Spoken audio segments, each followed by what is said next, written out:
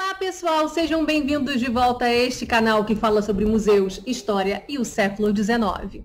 Eu sei que vocês devem estar assistindo aí todos os vídeos da biografia do meu pai, o Histórias do Meu Pai são Histórias do Brasil, mas eu, volta e meia, já falei para vocês, quero dar algumas pausas e fazer alguns outros vídeos, né, para o canal não ficar só aquilo. Então, tem uma playlist lá que é Histórias do Meu Pai, se vocês quiserem a ordem certinha dos vídeos, eles vão estar todos lá sem nenhuma interrupção como esta daqui que vocês estão vendo agora.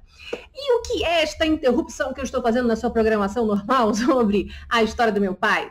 Bom, gente, hoje nós vamos falar sobre um livro que eu estou lendo. Eu sei que vocês gostam quando eu trago livros. E é mais uma vez um livro do Clóvis Bulcão, o historiador Clóvis Bulcão. Aí vocês vão ficar assim, ué, mais uma vez? É, gente, eu não trouxe para vocês, já faz uns 2 anos já, né?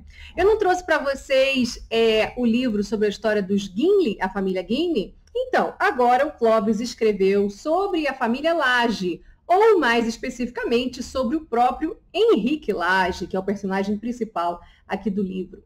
Né? E o que eu acho muito interessante, toda vez que o Clóvis faz alguma coisa, eu vou lá e compro, porque eu já sei que vai ser bom.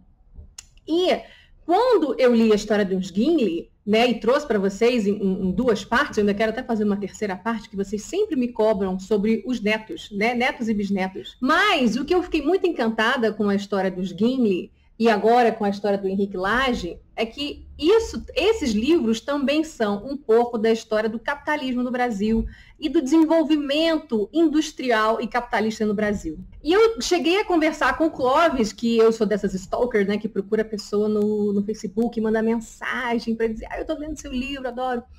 E eu cheguei a falar, nossa, mas assim, você vem traçando uma história do capitalismo no Brasil que é muito interessante, né? E por meio de personagens normalmente quando a pessoa tem muito dinheiro, tem muito bala na agulha, né? Para trazer muita história interessante, né? E aí ele falou, veja, Neida, o meu objeto de estudo não é exatamente o capitalismo, não. O meu objeto de estudo é o Rio de Janeiro, né? O estado do Rio de Janeiro, mas sobretudo a cidade do Rio de Janeiro, que é outra história que me fascina demais. Né? Eu amo o Rio de Janeiro e adoro a história do Rio de Janeiro. Então, eu vou apresentar esse livro aqui para vocês hoje e também quero dizer para vocês que vou tentar trazer o Clóvis Bulcão aqui para o canal para fazer uma live aqui com a gente e aí vocês podem fazer perguntas tanto sobre os Guinle, né, que eu sei que vai bombar, como vocês também podem fazer perguntas sobre os Lage. Vocês querem? Vocês coloquem nos comentários. Sim, queremos! Digam para mim qual é o dia que vocês mais gostam. Se é sábado, se é domingo, se é uma sexta-feira à noite. Comigo tem que ser à noite, porque meus filhos já estão dormindo, é mais fácil. Pelo menos o menorzinho já está dormindo.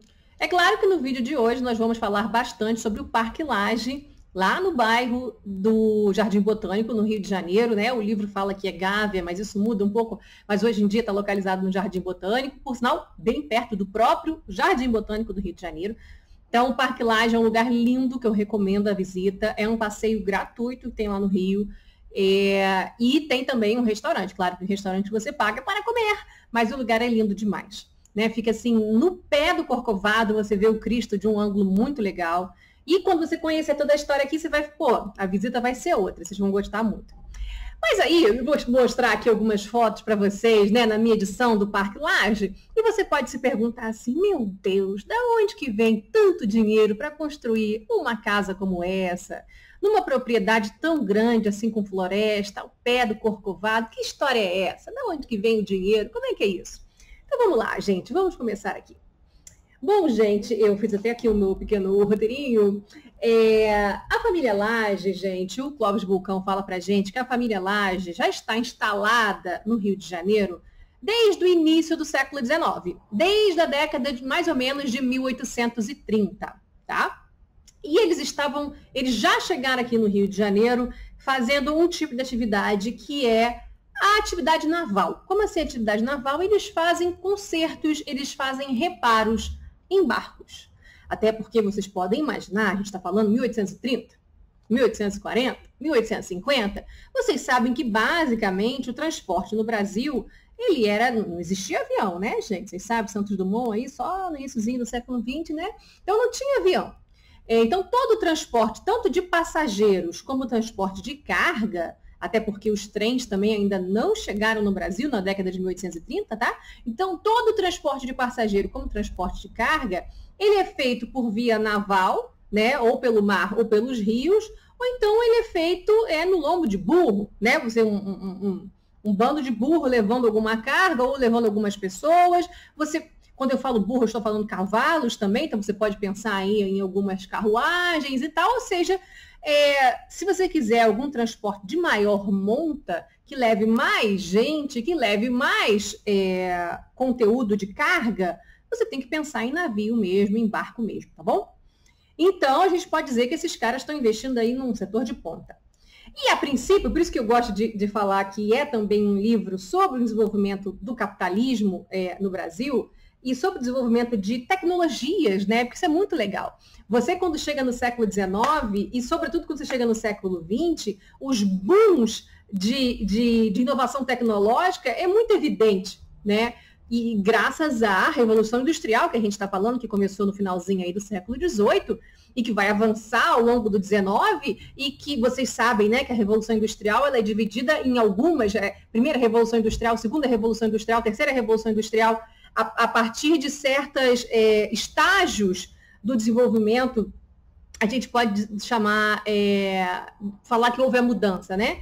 E claro que alguns países estão sempre na frente de outros, alguns já estão em tal número de revolução industrial, o outro ainda está num período ainda mais primário desse desenvolvimento industrial.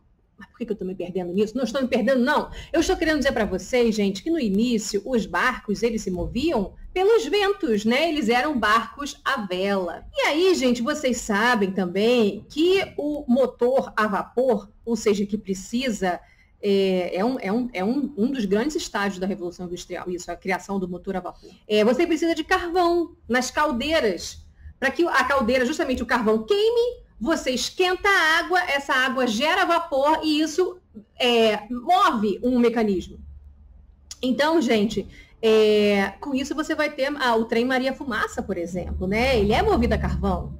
E você também vai ter esse boom nos próprios navios. Os navios vão deixar de se mover simplesmente com vela, não falo todos, porque até hoje vocês encontram aí navios a vela, até compete em Olimpíadas, né?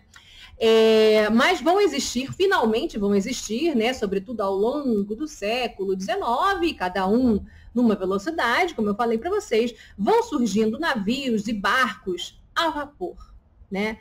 E isso é muito interessante porque a família Lage, ela vai começar fazendo reparos, consertos em navios, e depois a família Lage também vai investir no setor de carvão aqui no Brasil e tentar convencer os diversos governos, porque a gente está falando ainda de um período imperial, que eu estou falando do século XIX, e depois a gente vai adentrar aí no século XX, a gente já está falando de república, são vários governos republicanos, mas eles vão tentar convencer o governo a promover subsídios, a fazer campanhas, a mudar legislações que favoreçam justamente a extração de carvão aqui no Brasil.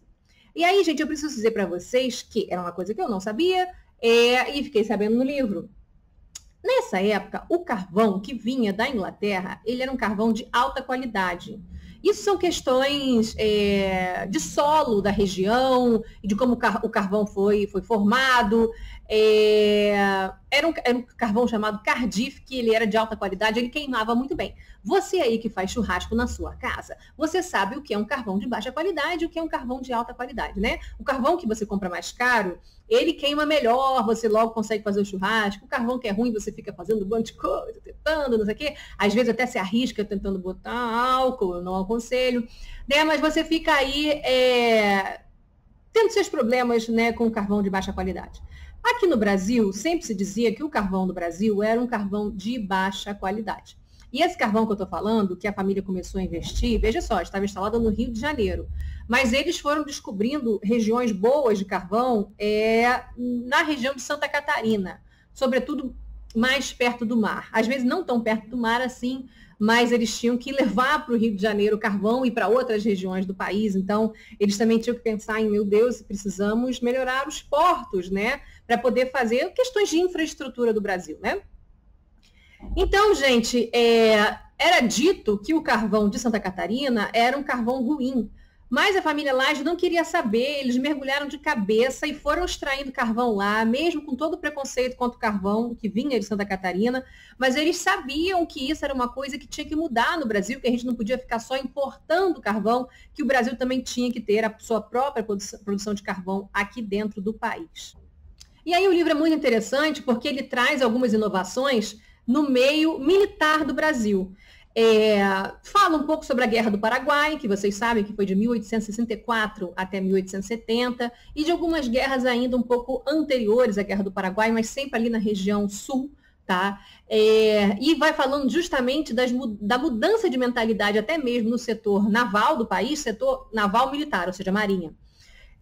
De que não dava mais para você tentar ter uma marinha com um navio que se move ao sabor do vento, que você precisa ter esses novos navios que já estavam surgindo nos Estados Unidos, na Inglaterra, na Europa como um todo, né? Que são esses grandes encouraçados, né? Também não dá mais para ter esses navios aí só de madeira, tá bom? Que são esses, ou seja, você precisa investir no aço, né? Que são esses grandes encouraçados com aqueles canhões, né, que se movem de um lado para o outro, e que, sobretudo, navios que se movessem a vapor, ou seja, que tivesse carvão ali dentro queimando, para que ele pudesse ter um motor próprio para vencer correntezas mesmo contra o vento. E aí vai mostrando o quanto que a família Lage sabe, a família Lage, ela foi também entrando no setor militar brasileiro, fazendo alianças com o setor militar, tendo muitos encontros com o setor militar, porque eles também estavam tentando, ao melhorar o seu negócio, né, eles também estavam tentando investir na Marinha do Brasil. E aí, gente, claro que, assim como os Gimli, aqui nós vamos ter várias gerações. Eu não queria que vocês se perdessem nisso, tá bom? Até que no Gimli a gente não tem tantas gerações assim, né? Eu trouxe 3 gerações. Mas aqui são mais gerações.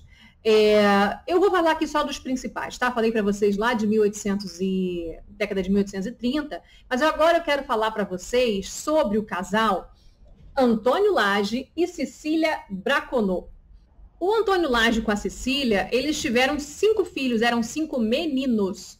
Um desses meninos era o Henrique Lage, tá? Ele não era o mais velho, também não era o mais novo, era um dos filhos do meio. É claro que todos os filhos desse casal, que já estava rico, que já investia no setor naval, eles foram estudar fora, né? E tinham muito dinheiro, os pais já tinham muito dinheiro. E o que é muito interessante é que essa família, eles já tinham se estabelecido numa ilha na Baía de Guanabara, que se chama Ilha do Viana. E é muito interessante para mim, que sou de Niterói, e você aí que é de Niterói, que está vendo esse vídeo, porque essa ilha, quando você pega a ponte Rio-Niterói, não existia na época, tá, gente? Só para vocês saberem. Mas quando você pega a ponte Rio-Niterói, e você está saindo de Niterói em direção ao Rio de Janeiro, essa é uma das primeiras ilhas que aparece ali, se você tem que olhar à direita aqui da ponte aqui, ó. Tô indo pro Rio, tá? Aí você olha aqui à direita, você vai ver uma ilha que tem estaleiros. E é isso mesmo que a família tinha, estaleiros, né? E você vai ver aí, você vê como é que a ilha até hoje, né, ela guarda essa função. É uma ilha estaleiro. Então a família comprou a Ilha do Viana, a ilha todinha, tá? E instalou ali o estaleiro deles. O que é um estaleiro, gente? Senão um local que faz justamente o quê? Que faz reparos e consertos em navios, em barcos. Só que, além disso, eles também estavam investindo em trapiches, porque muitos desses barcos e desses navios também transportavam mercadoria. Então, você guarda a mercadoria dentro desses trapiches, mercadoria que pode ser sua, que você também está comercializando em navios. Olha aí os braços, né, de possibilidades, né, de ganhar dinheiro que essa família tinha, cada vez aumentando mais. Como você também pode estar alugando esses trapiches para outros, né? Só que além da Ilha do Viana, uma ilha que é muito pertinho, eu vou tentar trazer uma imagem do Google Maps para vocês poderem ver do que eu estou falando.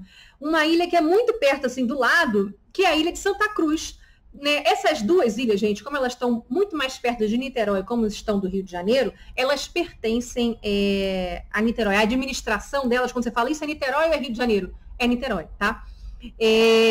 Então, eles compraram essas duas ilhas, tá? Essa família Lage. E na ilha do Viana, basicamente, ficava o estaleiro, e não só estaleiro, porque assim, todas as melhorias que eles fizeram eram um estaleiro assim, de ponta, né? Na passagem aí do 19 para o 20, o maquinário que eles tinham, né? Eles começaram a ter no século 20 até frigoríficos. E a ilha do lado, que era a ilha de Santa Cruz, era onde eles fizeram as casas dos trabalhadores. E aí eu queria trazer para vocês alguns pedaços do livro, que eu sempre leio para vocês alguns pedaços, porque as histórias são interessantíssimas, para vocês verem como era realmente um estaleiro de ponta, né? Como é que os caras estavam assim na vanguarda do negócio deles. Então, pessoal, eu vou ler aqui para vocês a partir da página 15, vou ler aqui, tá vendo aqui o capítulo Os Laje, vou ler aqui um pedaço para vocês. A trajetória dos Laje sempre esteve intimamente ligada à Baía de Guanabara. Um dos seus primeiros negócios de muito sucesso foi a organização do transporte de passageiros entre o Rio de Janeiro e a vizinha Niterói. E se você é de Niterói, vocês sabem que as barcas, né, são uma coisa assim, muito importante na história de Niterói. Então, só de saber que essa família Laje já fazia o transporte, ainda no século XIX, entre Rio e Niterói, né, por meio de barcos, já é muito interessante para quem é de Niterói, né, quem gosta da história de Niterói. Antônio Laje, foi um dos líderes, inicialmente, da Companhia Ferry, que mais tarde se transformou na Companhia Cantareira e Viação Fluminense, cuja antiga estação ainda existe parcialmente em Niterói. Foi em 1891 que o Antônio Laje, ainda, que é o pai do Henrique Laje, tá? Eu estou falando ainda do pai do Henrique Laje, tá? Então, foi o Antônio Laje, em 1891, que fundou, né, uma das coisas assim mais importantes, porque quando a gente fala da família Laje, a gente está falando de um conglomerado de empresas, são muitas empresas, mas uma das mais famosas, assim, símbolo dos Lajes, é a Companhia Nacional de Navegação Costeira, 1891. Porque o que é isso, gente? Veja, falei para vocês, 1891 ainda é século XIX, finalzinho, mas é século XIX. Não tinha avião. Como é que você vai levar uma pessoa Também não tinha muito trem ainda no Brasil. Já no final do 19 já tinha algumas linhas de trem no Brasil, tá? Mas ainda não ligava o Brasil como um todo, né? Não tinha uma linha de trem que ia do Rio de Janeiro até Belém, ou até Recife, não tinha. Ou mesmo uma linha de trem que fosse do Rio de Janeiro até Porto Alegre, não tinha. Né? O que você tem são linhas de trem que ligam o interior do estado do Rio de Janeiro e o interior de São Paulo aos portos. Que portos? O Porto do Rio de Janeiro, o Porto de Santos. Você já tem algumas linhas de trem também, inclusive a família Laje aí nessa, tá, gente? Ligando algumas regiões lá de Santa Catarina também, alguns portos em Santa Catarina também. Mas como é que você vai levar carga ou vai levar pessoas de Belém ao Rio de Janeiro? De Salvador ao Rio de Janeiro? É por meio de barcos, né? Então, eles criaram uma empresa com vários barcos para poder fazer o transporte de passageiros, só que ainda era o pulo do gato, era passageiro e carga. Com esta empresa chamada Companhia Nacional de Navegação Costeira, em que todos os barcos começavam com o nome Ita, Itabira, Itaúna. É por isso, inclusive, gente, que essa empresa, ela avançou ao longo do século XX, né?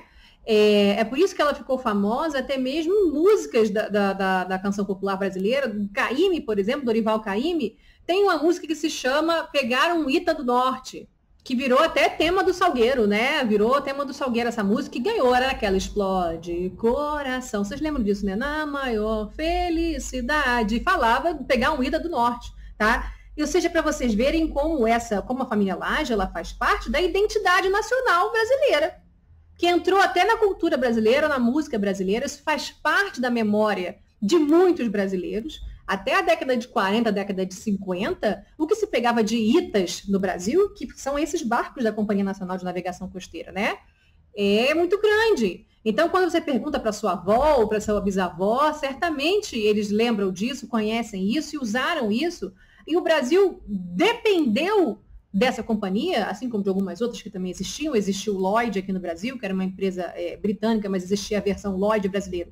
Existiam outras. Mas, a princípio, a grande empresa era essa Companhia de Navegação Costeira, que ficou com o nome, simplesmente o povo chamava de A Costeira. Eu vou pegar um navio da Costeira, vou pegar um Ita.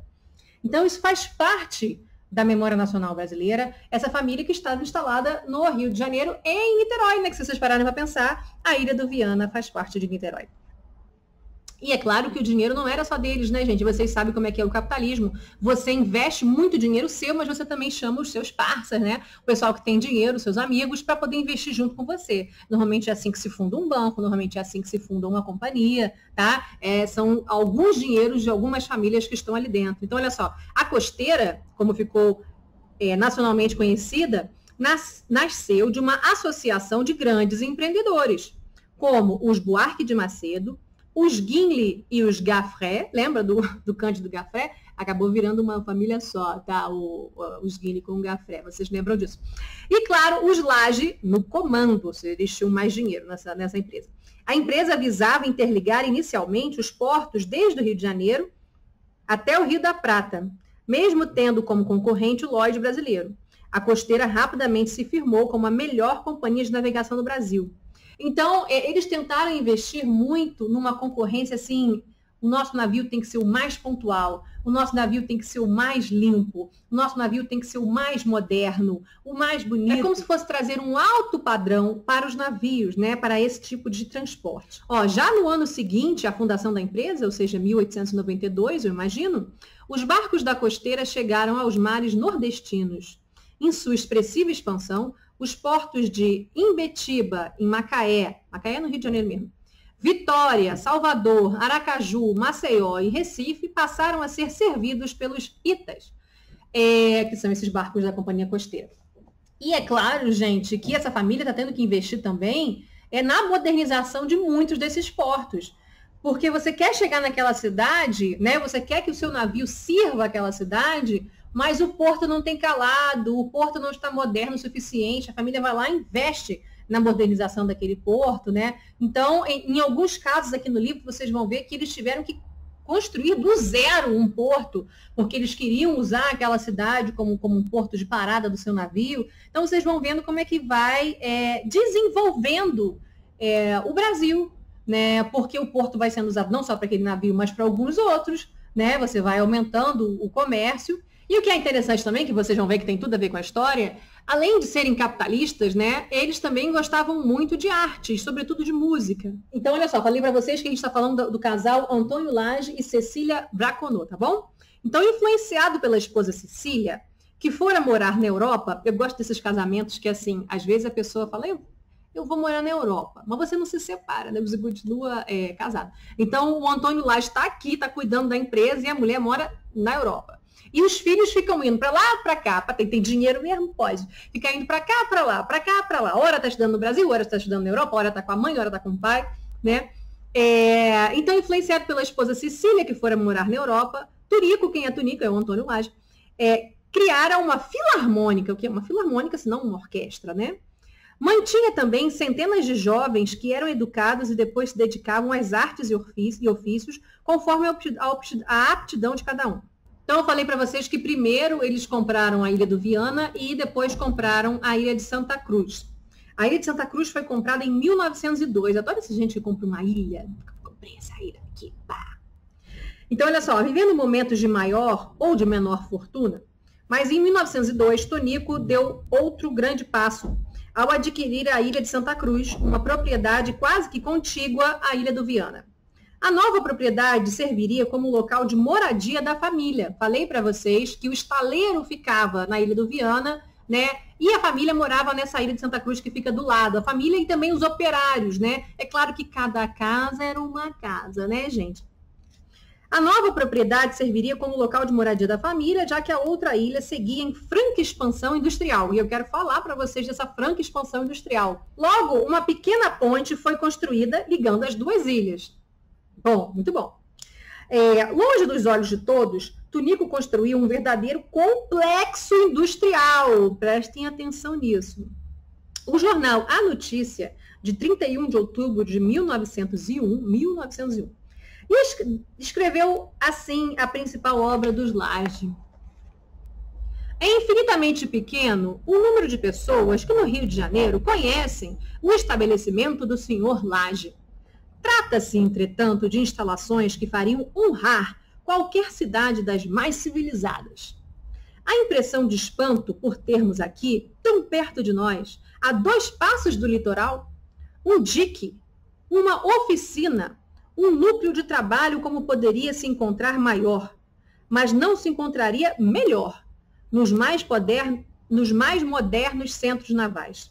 Ainda segundo o mesmo periódico, as instalações do complexo Viana e Santa Cruz eram formadas por residências operárias de asseio holandês e conforto britânico, com produção própria de energia elétrica, abastecimento de água, sistema de esgoto e ensino para os operários, 1902. Boa parte das hortaliças, verduras, frangos e ovos de seus barcos era produzida por lá mesmo. Como assim? Verduras, frangos e ovos dos seus barcos? Gente, o que eu acho interessante dessa família Lage e que o Clóvis Bulcão traz aqui é a ideia de verticalidade. O que é a ideia de verticalidade? É a ideia de tentar ter uma empresa totalmente autossuficiente. E Neide, o que você está querendo dizer com isso? Bom, eles tinham esses barcos da companhia costeira, né? Da costeira, os Itas. E aí você pensa, só de ter os barcos, né? E aí você tem os funcionários que trabalham dentro dos barcos, já é um grande empreendimento. Sim. Você não tem que, as pessoas não passam dias e dias no seu barco para fazer as viagens? Você não tem que servir almoço, jantar, café da manhã dentro desses barcos? Da onde que vem essa comida? Da onde que vem esse leite, essa água, esse champanhe, se for da primeira classe? Você teria que comprar de alguma empresa, né, para servir dentro dos seus barcos, né? Não. Os Lage, eles pegaram toda a produção de comida, eles queriam que fosse deles também. Então, veja, eu não tenho só um estaleiro que conserta os barcos, né, que faz reparo nos barcos, eu não tenho só a própria serviço de transporte, que é o barco em si, os funcionários, não. Até a comida lá de dentro eu tenho que produzir. Então, eu tenho que ter uma horta, eu tenho que ter uma fazenda, né? Eu preciso ter esses empregados também de fazenda para poder produzir isso para mim, né? E para colocar leite em garrafa, para poder colocar os ovos em caixas, as carnes, eu preciso ter cozinheiros dentro do barco. E aí, gente, o que é muito interessante também, que isso era moderníssimo na época, esses barcos, eles tinham frigoríficos lá embaixo no barco. Ou seja, você também tem que ter um gerador de energia dentro desse barco, para você poder ligar esses frigoríficos. O que são frigoríficos, senão uma espécie de geladeira? 1900 e pouquinho, hein, gente? Para você poder manter alguns desses alimentos ali dentro também sem apodrecer. Olha só, cara. Aí você pode pensar, e esses barcos são movidos a carvão, não são? Eu falei para vocês que o Brasil ainda não era autossuficiente, vinha muito carvão de fora, que vinha aquele carvão cardífico, eu falei para vocês, de alta qualidade, lá da Inglaterra, mas a família já estava investindo no carvão lá de Santa Catarina, que eu falei para vocês. Então, parte do carvão também vinha de Santa Catarina. E o sonho deles, olha a verticalidade, o sonho deles era ser totalmente autossuficiente em tudo que o barco precisasse. Outra coisa, os barcos não são construídos, que eu falei para vocês que são os novos encouraçados, os barcos não são mais só de madeira, né? Que são os novos encouraçados, então eles precisavam de aço. E eles queriam fazer o quê? Eles queriam ter minas em Minas Gerais mesmo, para poder tirar ferro. E queriam que aqui no Brasil nós tivéssemos uma siderurgia, né? Que a primeira, vocês sabem, que é a Companhia Siderúrgica Nacional, que fica lá em Volta Redonda. Nessa época que eu estou lendo aqui para vocês, ela ainda não existia, né? A Companhia Siderúrgica Nacional é da década de 40, de 1940. Por isso que eu falo para vocês que esse tipo de livro é um tipo de livro sobre a industrialização brasileira, sobre a história capitalista brasileira do século XX, basicamente, né? Então, eles queriam investir na produção de aço, queriam que o Brasil tivesse uma siderurgia, porque eles queriam verticalizar, eles queriam fazer parte dessa companhia siderúrgica, eles queriam fundar também uma siderurgia para não depender de nada de fora, tudo seria deles. Gente, se eu continuasse a ler aqui para vocês, vocês iam ver, sabe esse privado, vaso sanitário que tem dentro do navio, e louças e pratos de louça, porque quando a gente fala de privado, a gente está falando de uma louça, né? Eles criaram uma empresa lá em Santa Catarina que era para fornecer as louças do navio, cara. Eles não queriam a verticalização total. Hoje em dia, o capitalismo hoje do século XX, ele não é mais assim. Ele sabe que eu não sou economista, tá, gente? Eu podia até trazer meu pai aqui para vocês, se é que vocês gostam dele, para ele poder falar aqui com vocês. Mas o capitalismo hoje em dia, vocês sabem que as partes São cada uma produzida num lugar onde é mais barato, normalmente onde se paga menos a mão de obra, né, gente? Vocês sabem que o capitalismo, né, ele é assim. Então, grande parte das peças são produzidas na China ou no Sudeste Asiático, de maneira geral, né? Porque é mais barato. A ideia de você fazer uma vertical, digamos, a Áustria vai produzir alguma coisa, ou os Estados Unidos, então isso é básico, vai produzir alguma coisa. Ele não precisa produzir tudo em solo nacional, hoje em dia. Ele sabe que ele lucra mais se algumas coisas vierem de fora. Até porque, hoje em dia, o livre comércio está mais azeitado. Mas a ideia do Henrique Lage, isso é muito interessante. Por mais que você hoje, com a sua cabeça de hoje, capitalista de hoje, de 2021, entenda que isso não faz muito sentido, lá em 1901 fazia sim muito sentido. Até porque a gente estava vivendo períodos de guerra. Eu vou falar aqui para vocês da família ao longo da década de 20, da década de 30. E quando eu falo em 1914 até 18, a gente teve a Primeira Guerra Mundial. E depois, em 39, a gente vai ter a Segunda Guerra Mundial.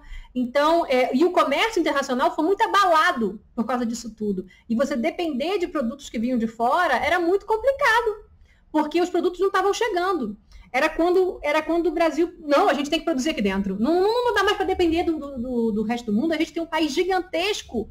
O que não falta é mina com ferro, e a gente pode ter uma siderurgia aqui dentro, precisa de muito dinheiro para poder fazer uma siderurgia, mas a gente pode fazer e produzir o nosso aço aqui dentro, a gente consegue tirar mármore aqui do Brasil, a gente consegue tirar ouro aqui do Brasil, ferro aqui do Brasil, pedras preciosas aqui do Brasil, a gente consegue plantar qualquer coisa aqui no Brasil, a gente consegue criar gado, ovelha, seja lá o que for aqui no Brasil. O que não falta é terra, é muito grande, né? E as riquezas de solo são muito grandes. Então, não dá para a gente ficar dependendo lá de fora. E a ideia do cara era verticalizar. E ao verticalizar, você vai criando várias empresas e vai ajudando no processo de industrialização do Brasil. Olha como é que a história da família Lage é muito, muito importante, muito interessante para quem gosta da história do Brasil, sobretudo da história econômica do Brasil, né? E quando a gente fala de história econômica, parece uma coisa assim, ai, que chato. Não é chato. Percebam como isso impacta na vida das pessoas, e ao impactar na vida das pessoas, impacta inclusive a cultura brasileira. Eu não falei para vocês aí da música do Dorival Caymmi, Vou Pegar um Ita para o Norte, e você pegar um avião ainda era muito caro e ainda era para poucos. Embora também devo dizer para vocês que o Henrique Lage, ele tinha navios, mas ele acreditava muito na aviação, e ele também queria investir nisso. Você tem aqui, vou mostrar a foto aqui para vocês de quem era Henrique Lage, ainda era bonitão, ó. Na época ele era considerado bonitão. Ele adora esse povo, tem dinheiro, né? Bonito. Tá? Essa história aqui que eu não posso deixar de contar para vocês, né? Porque eu tenho que eu fico enrolando, mas eu tenho que chegar para vocês na história do Parque Lage, então eu tenho que falar sobre a mulher dele, né? Eu vou chegar lá. Qualquer coisa eu divido o vídeo em 2. Aqui ele com a mulher dele, olha, gente. Não sei se vocês estão vendo bem dele. E aqui, olha os navios que ele tinha na época, ó. Acho que vocês estão conseguindo ver, não estão? Olha aqui a Ilha do Viana, tá? Os estaleiros que eu falei para vocês. A Ilha do Viana, a Ilha de Santa Cruz, mais e mais barcos. E como vocês podem ver, tem até um avião... Não, aqui, ó. Tem até um avião aqui nessa página aqui, eu não consigo acertar. Como vocês devem estar vendo o avião, Não, eu estou contando errado. É aqui. É porque é espelhado, tá, gente? Eu não estou doida, não. Aqui, ó, gente, como ele acreditava muito na aviação também.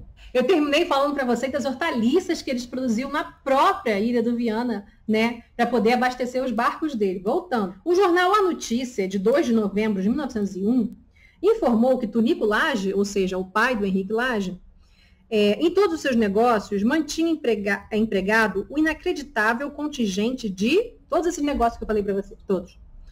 27 mil funcionários. Gente, a população brasileira, ela não é a população brasileira que vocês conhecem hoje, tá? De 200 milhões de habitantes. Era uma população muito, muito menor. E ele tinha como empregado seu, em todos esses ramos da verticalização, e quando eu falo da verticalização, sobretudo o Henrique, o filho dele depois vai investir muito na verticalização. Mas ele já tinha, em 1901, 27 mil funcionários, né, que ele pagava salário, que estava empregado para ele. Você imagina depois o Henrique Lage, que verticalizou muito mais, quantos empregados ele não tinha. Na descrição de sua bisneta, a Eliane Lage, que deve ser uma pessoa com muito dinheiro, né, Eliane? Eu não te conheço, mas eu imagino. A Ilha do Viana era um imenso estaleiro equipado para suprir todas as necessidades dos itas, os navios. Era um centro industrial asfaltado e barulhento, com caminhões, armazéns e guindastes. Eu mostrei foto aqui, vocês viram. Apesar de muito próxima, Santa Cruz era o oposto, que era onde morava, era onde eram as casas, as residências, né? Havia uma praia com casas pré-fabricadas, trazidas da Inglaterra para os comandantes dos navios da costeira, da companhia costeira. Era a praia dos ingleses, pois a empresa só contratava oficiais britânicos para o comando de seus navios. Ou seja, o cara que dirige o navio, eles eram sempre britânicos, tá? Eram sempre ingleses. Lá o Tunico, que é o pai do Henrique Lage, o Antônio, né? Lá o Tunico, que também era poeta, para você ver como é que eles eram ligados às artes, né? E o Tunico fundou até uma filarmônica, a Cecília morava na Europa. Vivia cercado por pássaros e plantou um pomar com frutas de todas as regiões do Brasil. Do lado oposto ao setor industrial, tendo a Serra do Mar como moldura, foram construídas as casas dos Lage, além de quadra de tênis, horta, estábulos e currais. Mas eu não posso, gente, me perder aqui. Eu tenho que falar de uma história de amor, tá? Que é o que guia esse livro daqui que vocês vão adorar, que é a história do Henrique Lage com a sua soprano, a sua diva da ópera, a Gabriela Besanconi, tá bom? Tudo começa em 1918 no Teatro Municipal do Rio de Janeiro. Essa Gabriela, gente, ela era uma cantora de ópera assim tão famosa na época que ela rodava o mundo todo, né, em teatros do mundo todo. Ela era italiana, né, se apresentava muito na Itália, obviamente, mas se apresentava na Europa de maneira geral, se apresentava muito nos Estados Unidos, né, no Metropolitan. Quando ela fazia um percurso pela América Latina, sobretudo pela América do Sul, ela sempre ia a Buenos Aires para se apresentar no Teatro Colón, e quando ela ia no Brasil, ela ia no principal teatro da época, que era o Teatro Municipal do Rio de Janeiro. Então, nós estamos em 1918, eu estou falando para vocês de uma sensação, de uma cantora assim, que ela era uma diva. Gente, mal comparando, só para falar assim de fama e da mulher nos jornais, você está dando jornais, sei que, as pessoas buscavam ela, os holofotes vinham bater foto dela, não sei o que lá. É como se eu estivesse falando de uma Beyoncé da época, tá bom? Queen Bee. Então, nós estamos falando da Gabriela Besanconi, que estava apresentando Sansão e Dalila, tá? Uma ópera chamada Sansão e Dalila, e ela era Dalila. E ela, muito espertamente, além de ter uma voz muito bonita, de ter um carisma muito bom, ela era sensual. E essa Dalila, ela tinha uma fenda assim na roupa, na saia, e ela deixava o pezinho dela aparecer. E é claro que o Henrique Lage, como eu falei para vocês, que é um desses 5 filhos do Antônio Lage, e falei para vocês que o próprio pai era poeta, né? O Antônio Lage era poeta, criou uma filarmônica que eu falei para vocês. A mãe dele, a Cecília Braconô, já morava na Europa. E o Henrique Lage, ele estudou canto lírico na Itália, né? E ele queria até ser cantor, mas a família falou: meu filho, a gente também gosta muito de arte, sabe, meu filho? Mas a gente tem uma empresa tão grande para você tocar, né? Para você e os seus irmãos, eram 5 filhos, né? Tão grande. E olha, gente, que eu vou falar para vocês de uma história que aconteceu em 1918, e logo em seguida, desses 5 filhos, a família perdeu 2, tá? Porque vocês sabem que no final de 1918, houve também uma pandemia. Quem é que lembra? Era coronavírus? Não era coronavírus que surgiu agora esse troço aí de Covid-19. Era o quê, gente? Era a gripe espanhola, né? Que matou mais do que a própria Primeira Guerra Mundial, que terminou justamente em 18, né? E tá chovendo pra caramba, eu espero que não atrapalhe o áudio e nem molhe a minha casa toda, que eu deixei a janela um pouco aberta. Mas então nós estamos falando sobre a gripe espanhola que matou 2 irmãos da família Lage, então sobrou só o Henrique, um outro irmão dele que tinha um temperamento muito ruim e um outro cara. Então, basicamente, entre esses 3 irmãos, o Henrique Lage foi o que mais se destacou, tá? Que foi quem seguiu adiante, sobretudo essa questão da verticalização da empresa que eu falei para vocês. Mas estamos falando sobre a vida amorosa agora do Henrique Lage. Então, ele estava lá no Teatro Municipal do Rio de Janeiro, ele viu o pezinho da Gabriela aparecendo, um pedacinho da perna, a voz dela era linda. E ele ficou assim, pô, eu vou casar com essa mulher. E ele já gostava de canto lírico, né? Porque ele chegou a fazer canto lírico na Europa, a família que falou, meu filho, tanta coisa mais para você fazer nesse mundo. Mas ele gostava muito de ópera e de canto lírico. E aí, o que ele fez? Ele mandou o motorista deles ir lá na área do camarim e entregar um buquê de flores para ela e um convite para jantar. E ela disse, não, quem é essa? Que eu desconheço? Quem é essa pessoa? O que está acontecendo, gente? Imagina, Queen Bee, imagina, Beyoncé, do nada, algum brasileiro que assistiu você lá na plateia, que quer se apresentar com você. Amor, quem é você na fila do pão? Vou citar aqui para vocês com quem que ela saía, tá? Com quem que ela era amante, namorada. Ela era namorada, amante do rei da Espanha. Do rei da Espanha, tá bom? Vamos falar aqui da Gabriela com o seu rei espanhol. Tá chovendo muito, Brasília chove muito. Então vamos lá. Com o rei Afonso XIII da Espanha, por exemplo, o romance se desenrolou na casa de campo do monarca, sempre aos fins de semana. Ele nem se importava em ser visto em público com ela. Em outros momentos, seguia a diva pelas ruas de Madrid. Segundo Gabriela, o rei era muito ciumento. O poeta e soldado fascista italiano Gabriele D'Annunzio bem que tentou, mas aparentemente não conseguiu seduzi-la. O político peruano Manuel Quimper, de uma das famílias mais tradicionais do Peru, foi absurdamente apaixonado por ela. E aí vamos a 1918, quando ela estava no Teatro Municipal do Rio de Janeiro e o Henrique Lage tentou a sorte, né? Foi a persistência de Henrique Lage que fez Gabriela mudar de ideia, porque ela não pensava em se casar e a mãe dela dizia para ela não se casar, porque a Gabriela já era muito rica, já era muito famosa e a mãe dela dizia, isso mesmo, minha filha, isso mesmo. A sua vida é a sua carreira, você é famosa, você tem muito dinheiro, você não precisa se casar com ninguém não, continua.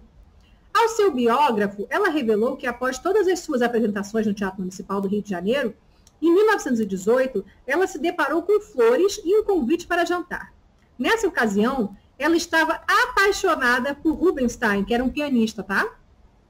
E que estava no Rio de Janeiro. O Rubinstein era um pianista, ela estava apaixonada e o cara estava no Rio de Janeiro.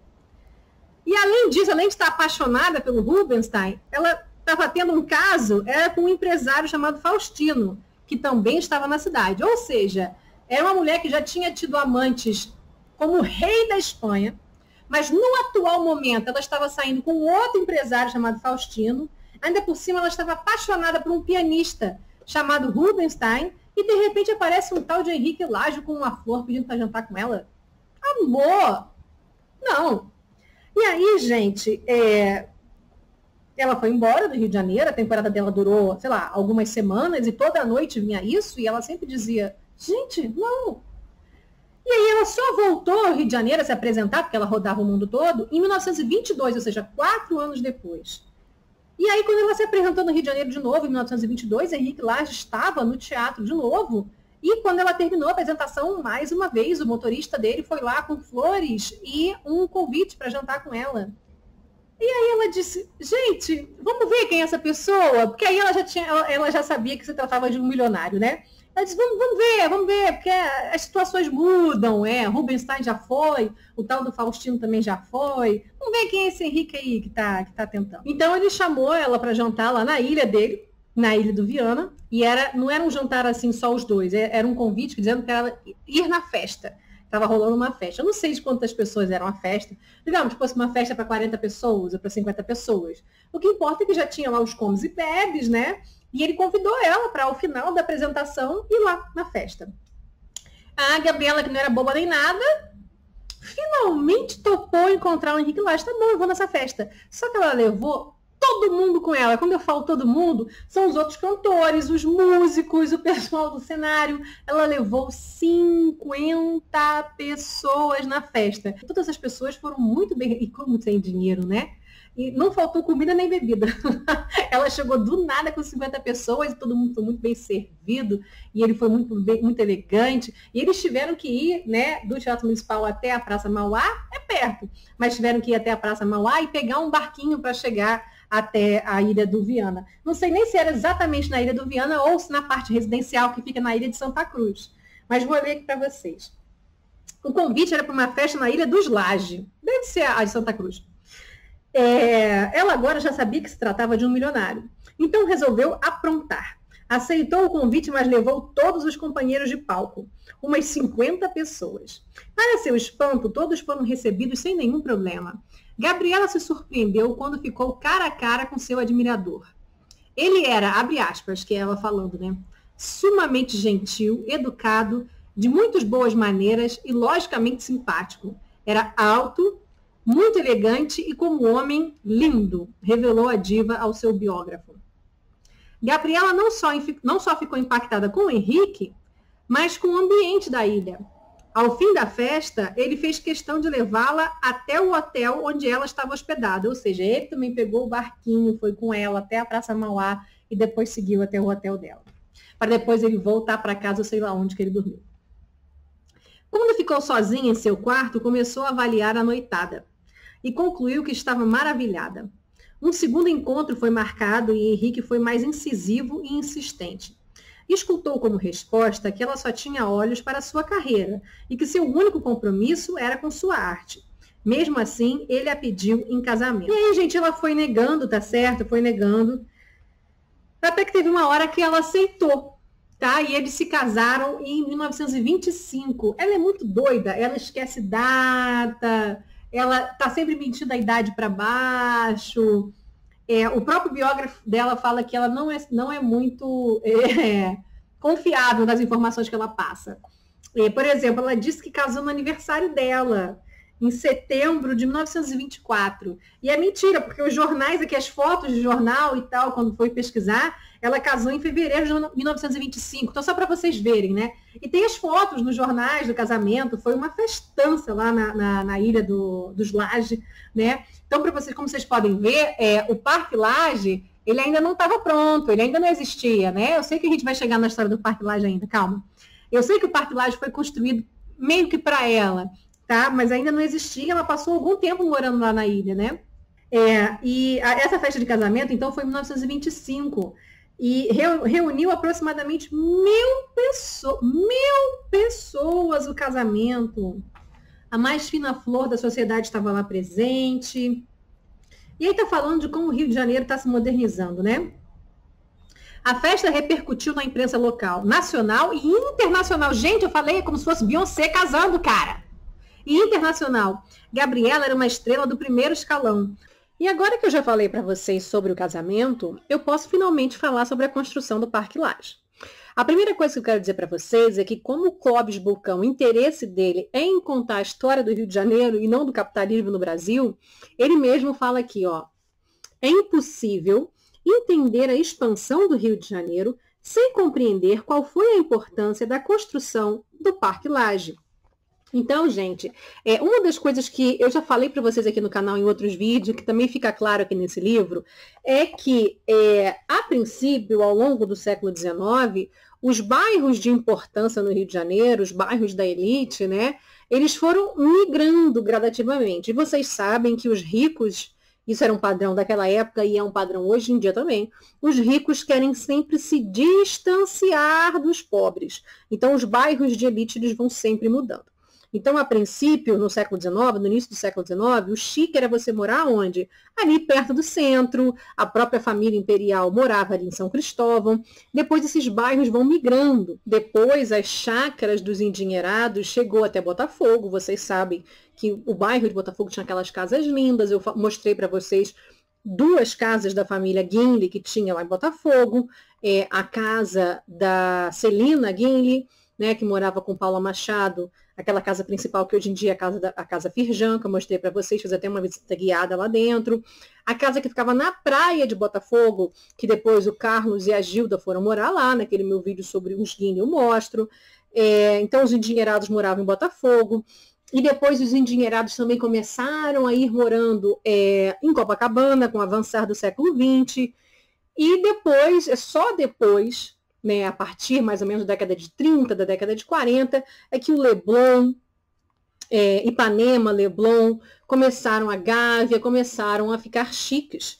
E com o tempo, os ricos foram indo para São Conrado cada vez mais longe, né? E foram morando também no alto da Boa Vista, alto de se distanciar. E justamente o Clóvis Bulcão está trazendo de que os empreendimentos tanto da família Guinle, mas principalmente esse Parque Lage, né, do Henrique Lage, favoreceu demais a construção do Jardim Botânico e do bairro da Gávea, de maneira geral, como um bairro chique, como até hoje é, né? A classe média alta mora nessas regiões, né? Essa parte de não só o litoral, não só a praia do Leblon, mas a parte de dentro do Leblon, quando o Leblon está encontrando aí com o Jardim Botânico, está encontrando com a Lagoa, está encontrando com a Gávea. Né? A gente sabe que os ricos do Rio de Janeiro moram aí. E o que ele está contando? É isso que quando eu chamar ele aqui no canal, eu quero que ele fale sobre isso, já que a paixão dele é sobre o Rio de Janeiro, sobre a cidade do Rio de Janeiro. Ele fala o seguinte, eu já tinha mostrado para vocês lá naquele vídeo dos Guinle, que foi um dos filhos do casal Guinle, né, um dos Guinle, que construiu a Hípica, que fica ali na Gávea, fica ali perto da Lagoa, e é um lugar lindo, de gente chique, a vista do Rio de Janeiro é maravilhosa, qualquer lugar que você vai, né?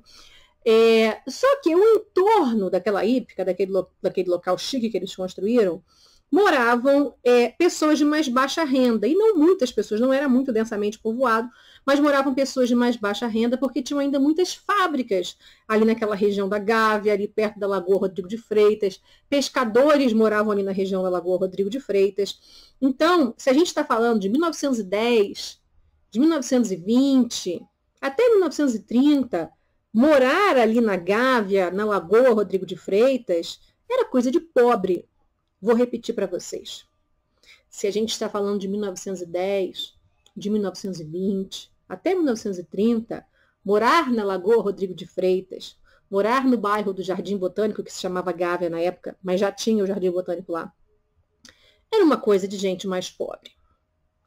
E aí, gente, eis que o senhor Henrique Lage, o dono desse conglomerado empresarial que eu estou falando para vocês, esse que casou com uma diva da ópera internacional, com essa italiana, né, a Gabriela Besanconi, ele resolve morar ali no Parque Lage, que é ele que criou esse parque, né? E isso faz com que haja uma mudança na percepção desse bairro. E assim, outros endinheirados vão morando ali gradativamente. Até porque já tinha a Hípica ali perto também, né? Só que o Clóvis Vulcão, ele faz a seguinte demarcação. Uma coisa é você ter a Hípica, em que os endinheirados vão lá para assistir uma corrida de cavalo, era lá, e depois cada um vai para sua casa, retorna para sua casa ali em Botafogo. Outra coisa é quando o endinheirado decide realmente morar ali na Gávea. Ou morar na Lagoa Rodrigo de Freitas, né? Aí é que realmente o bairro vai mudando. E é um processo de gentrificação, né, gente, que é uma coisa que existe até hoje em dia, e vocês sabem que muitas das vezes o processo de gentrificação faz parte de expulsar os pobres daquela região, né? Existem gentrificações que é só por aumento de preço, especulação imobiliária e aumento de preço, e existe uma gentrificação que é muito comum aqui no Brasil, que é você colocar fogo na casa dos pobres, né, gente? Vocês já devem ter visto várias favelas que pegam fogo assim, né? Pobres que moram numa área assim considerada nobre, opa, pegou fogo a casa do povo, o que será que aconteceu? Não sei, né? Não sei. O que será que aconteceu? Mas o Henrique Lage não fez isso, não. Não botou fogo na casa de ninguém, não. O que acontece é o seguinte, o livro fala que a própria família Lage já tinha um pedaço de terra gigantesco, praticamente de floresta, né? Porque aquilo dali é praticamente floresta, ainda por cima porque era um pedaço de terra que ia até o pé do Corcovado. E realmente, o Parque Lage ele termina ali no pé do Corcovado.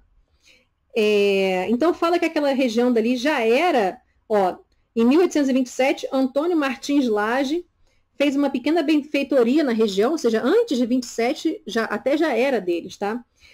Mas ele construiu um muro de contenção contra as cheias da lagoa, porque inclusive a região que a família tinha, que hoje em dia é o Parque Lage, mas na época ainda era maior, chegava até a lagoa, cara. E aí ele fez um muro de contenção, porque a lagoa, às vezes, quando chovia, às vezes inundava. Mas o mais importante melhoramento empreendido pela família Lage só aconteceu por volta de 1840. Olha quanto tempo que a família Lage tem aquela região ali.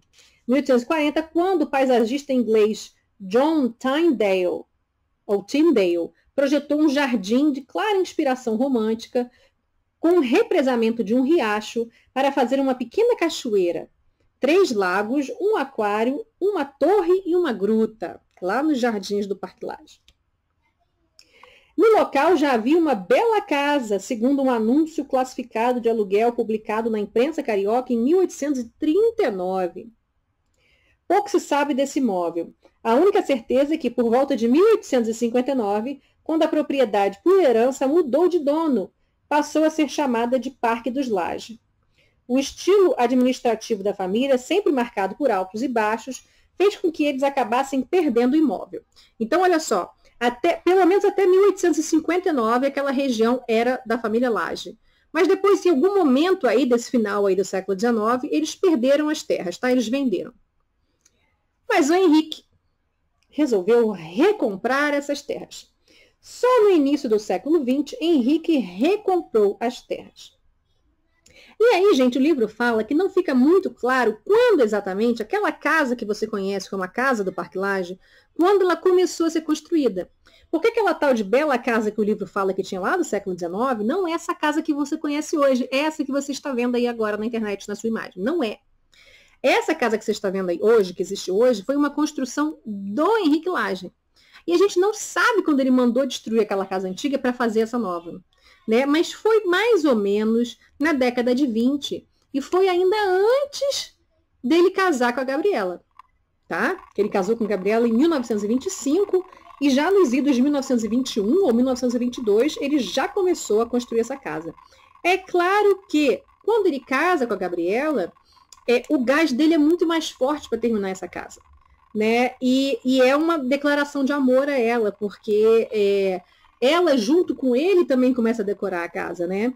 Ela junto com ele se empenha na construção dessa casa. Mas só lembrando a vocês que, pelo que o livro conta, já era uma ideia dele ainda antes de casar com ela. Então parece que em 22 a obra começou, ela pode ter ficado um tempo, ou seja, no início da década de 20 a obra começou, ela ficou um tempo parada, e foi assim que ele casou com ela que, como eu falei para vocês, o gás entra na obra. É que o próprio Henrique Lage dizia que ele mesmo riscou a planta. E é muito legal porque faz todo sentido o que ele está falando. Ou seja, ele riscou a planta assim, ele deve ter mostrado para o engenheiro, para o arquiteto, mais ou menos o que ele queria, entendeu? Deu mais ou menos isso que eu quero. E aí o cara deu tratos à obra, né? E ele fala, eu mesmo risquei a planta, meio mouro, um pouco pompeano. E é muito legal, gente. Um pouco pompeano é Pompeia, aquela cidade que foi destruída pelo Vesúvio, né? Ou seja, uma vila italiana do período romano, né? E é muito interessante porque é exatamente isso. Assim, antes mesmo dele casar com Gabriela, ele já era apaixonado pela Itália. Já falei para vocês que a mãe dele morava na Europa, que ele já tinha estudado canto na Itália. Ele já era um aficionado pela Itália. Ele se apaixonou por uma italiana, inclusive, né? E quando ele fala que a casa é meio moura, meio pompiana, se você conhece o Parque Lage, eu aconselho que você conheça, porque eu falei para vocês que hoje em dia ele é um parque público, você pode entrar, é gratuita a entrada, e essa casa, né, em volta da piscina, tem um restaurante, um pouco caro, tá, gente? Mas se você quiser ir lá tomar um café, ou mesmo tomar um suco, comer um omelete, alguma coisa, eu aconselho que você vá, porque é um passeio muito legal. E esse restaurante fica assim na borda da piscina, né? Muito legal. E essa piscina, como é que é? A casa, ela é em um formato assim, quadrado, tá? E no centro tem esse pátio aberto mesmo, não tem teto, chove ali, se estiver chovendo, ou brilha um sol lindo. E esse pátio aberto, gente, isso é muito comum na arquitetura moura, ou seja, na arquitetura islâmica, por isso que ele fala meio moura, né? Se vocês estiverem vendo aí essa reprise da novela O Clone, vocês vão ver que a casa moura costuma ter esse pátio central, né? Mas as casas romanas, das vilas romanas lá do Império Romano, por isso que ele fala que ela é meio pompiana, né? Elas também têm esse pátio aberto, que eu adoro, e costumava ter, inclusive, uma espécie de piscina ou espelho d'água, se você fosse um patrício, né? Se você fosse um rico de Roma, no meio desse pátio. Então, realmente parece uma vila romana. É lindo, lindo, né? E, a princípio, quando eles terminaram a casa, em 1935, o Henrique passou a chamar de Vila Gabriela. Parece uma vila romana. Vila Gabriela, que era o nome da mulher dele. E as festas que eles faziam lá dentro eram festas, assim, feéricas, assim, eram festas incríveis e tal. E o Henrique Lage, ele só vai viver até 1941. Ele morre em 1941, mas a Gabriela segue vivendo. Eu não quero terminar aqui com todo o assunto aqui agora não, porque como eu falei para vocês, eu quero chamar o Clóvis Vulcão aqui no canal. Eu só fico aqui, então, esse vídeo deve ter ficado longuíssimo, né? Só fica aqui, então, o convite para que vocês visitem o Parque Lage, que é lindo, que é maravilhoso. É para você ver um jardim lindo. Saiba que é uma propriedade da família Guinle que existe desde o século XIX, como eu falei para vocês. Houve um período em que não foi deles, porque eles tiveram que vender, mas depois o Henrique Lage voltou a comprar, no início do século XX, e fez aquela casa que vocês conhecem, que está lá hoje, e que vocês podem ir lá no restaurante, podem visitar. E é isso. É uma vila romana dentro da cidade do Rio de Janeiro. Beijos para vocês. Voltem sempre aqui no canal. Deixa o like, tá bom? Se inscreve no canal. Beijos e até a próxima.